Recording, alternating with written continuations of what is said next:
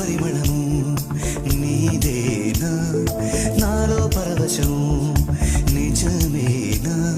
బొండు మల్లి పువ్వు కన్నా తేలికగు నీ సోకు, రెండు కళ్ళు మూసుకున్నా లాగు మరి నీ వైపు, సొగసును చూసి పాడగా